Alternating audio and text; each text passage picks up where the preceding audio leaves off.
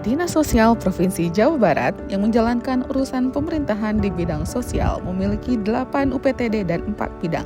Salah satu UPTD yaitu UPTD Pusiansos Gria Ramah Anak yang memiliki 4 satuan pelayanan, yaitu Satuan Pelayanan Bandung di Cimbuluit, Satuan Pelayanan Bogor di Cibalagung, Satuan Pelayanan Garut di Cisurupan, dan Satuan Pelayanan Bandung di Batu Nunggal. Satuan Pelayanan Batu Nunggal Bandung khusus menangani bayi-bayi terlantar.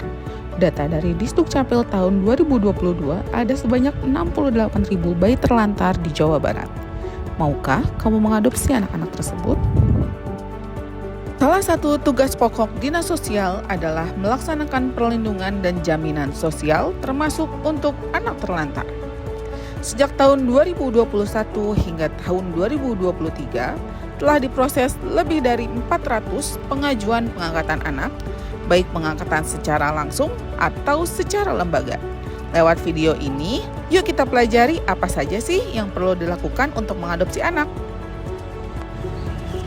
Untuk bisa mengadopsi anak, calon orang tua angkat atau disebut COTA perlu memenuhi syarat material, yaitu 1. Sehat jasmani dan rohani.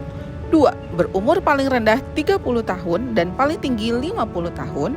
3. Beragama sama dengan calon anak angkat atau CAA. 4. Berkelakuan baik yang dibuktikan dengan SKCK. 5. Berstatus menikah secara sah paling singkat 5 tahun dibuktikan dengan surat nikah. 6. Tidak merupakan pasangan sejenis. 7. Tidak atau belum mempunyai anak atau hanya memiliki satu orang anak. 8. Dalam keadaan mampu secara ekonomi dan sosial. 9. Memperoleh persetujuan anak jika ada, dan izin tertulis dari orang tua kandung atau wali anak jika ada. 10. Telah mengasuh calon anak angkat paling singkat 6 bulan sejak izin pengasuhan diberikan. Selain syarat material, penuhi juga syarat administratifnya yuk, yaitu 1. Surat rekomendasi dari Kepala Dinas Sosial Kabupaten atau Kota. 2. Surat keterangan sehat jasmani dan jiwa dari rumah sakit pemerintah. 3. Surat keterangan dari dokter kandungan. 4. SKCK. 5. Surat nikah, akta kelahiran, kartu keluarga, KTP, keterangan penghasilan dan foto COTA. 6. Akta kelahiran dan keterangan kelahiran CAA. 7. Surat penyerahan CAA dari orang tua kandung atau wali jika pengangkatannya langsung. 8. Surat-surat pernyataan. 9. Dokumen pendukung lainnya. Setelah mengumpulkan persyaratan, yuk kita ketahui alurnya. Bermula jika menemukan bayi yang ditelantarkan, bayi tersebut harus segera diamankan. Bisa dibawa ke puskesmas atau rumah sakit untuk diperiksa kesehatannya. Setelah itu dilaporkan ke polisi ya.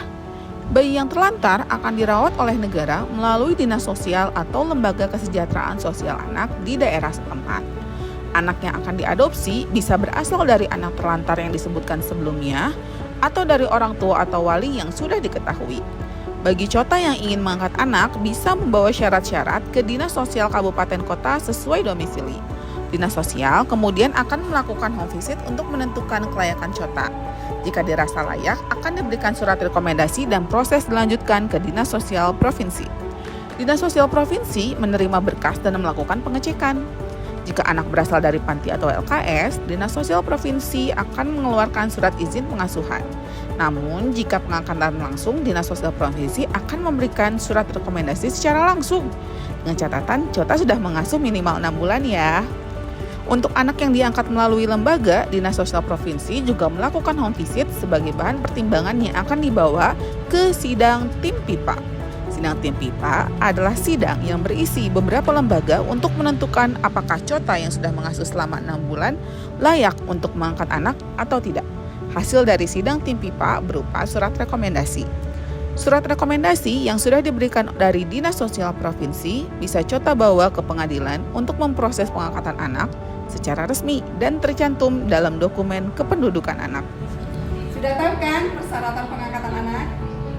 Gampang kan? Yuk kita adopsi secara legal.